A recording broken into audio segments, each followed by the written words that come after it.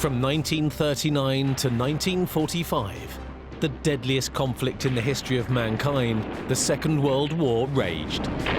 But beneath the bombs and amongst the marching armies, another, perhaps often overlooked battle was going on. The fight to stop the Nazis from stealing the cultural treasures of Europe. By 1943, Nazi plundering had risen to such heights that the Allies created a special division to fight back. They were known as the Monuments Men. They consisted of just a few hundred men, and leading it was a group of museum directors, curators and art scholars who were all signed up to military duties. Their job description was simple: to save as much of the culture of Europe as they could during combat.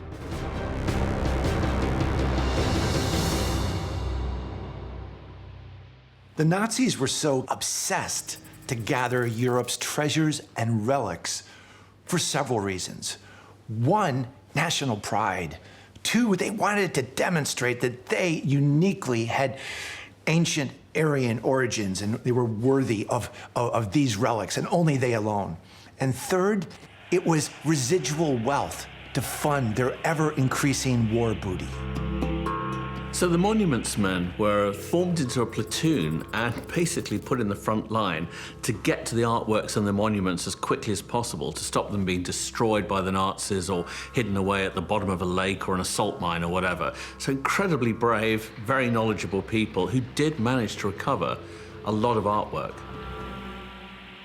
As the Nazis moved into one country after another, they basically carry out the mass looting of museums, of libraries. They went for extraordinary things like church bells. They took all the stained glass out of Strasbourg Cathedral and shipped it off.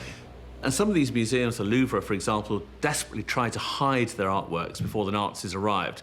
And the Nazis would have people go out to find it and bring it back into Germany. There was one artwork that Hitler was especially keen to get his hands on: the art of painting by the Dutch painter Vermeer. But he faced a problem. It couldn't simply be taken. And so he had to resort to more legal means, and in November 1940, he acquired it through his agent. Something that art expert Konrad Kramer is very familiar with. And this is it, the famous Vermeer. It is. It's a beautiful painting. It is. And it's in a very small room, after all, interestingly. I mean, they could have placed it in one of the big halls, but still, like, that's the place where it is. So it's fair to say that this was one of Hitler's favorite paintings. Well, even more than that, it was his favorite painting. And he was so obsessed by it from its young days that he wrote about it, talked about it, and when the time came, he found out he couldn't loot it. Normally, he would ruthlessly have them all looted, especially here in Vienna from the Jewish families. But as it was, this picture here wasn't in the possession of a Jewish family. It was a wealthy, very high-ranking Austrian noble family, the Czernins, and the Czernins were, to be quite frank, very hard to put under pressure because they were wealthy, they were rich, they were powerful. So it was kind of difficult to have them sell this painting. Do we know how much he paid for it? Well, in today's money, it would be about 5 million euro, you could say. So this was in Hitler's own private collection? Well, it ended up, as we all know, in Altaussee in the mine.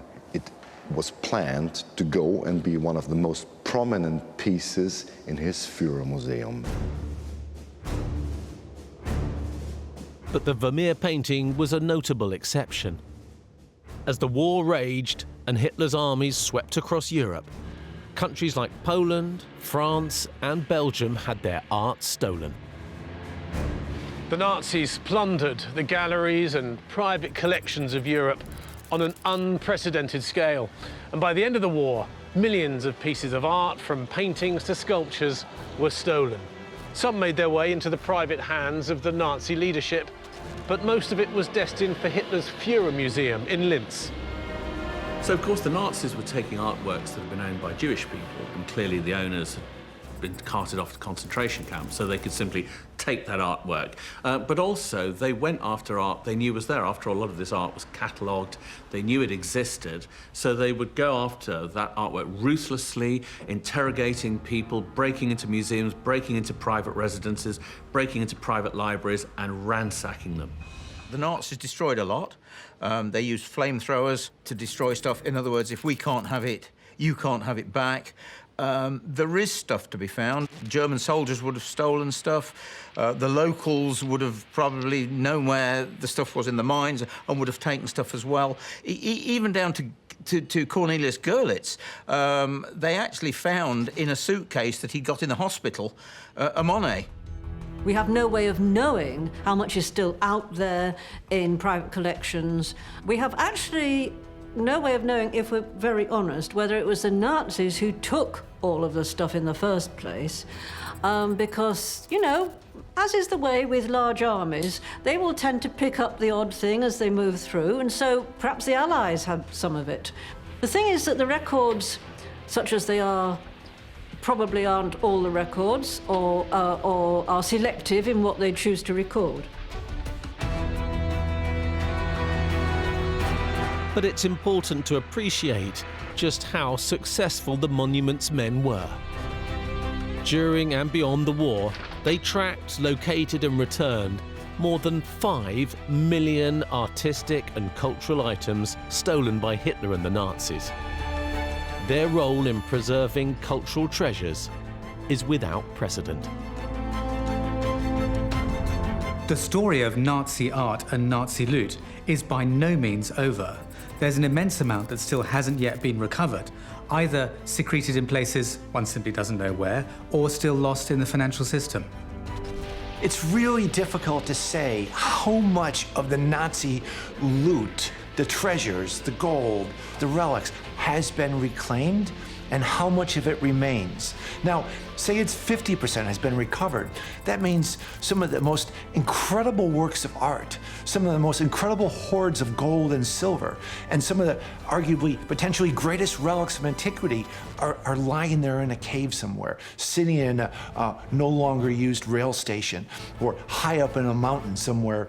I think over time, we'll find some of this, but just how much is there and what's there, that remains a mystery.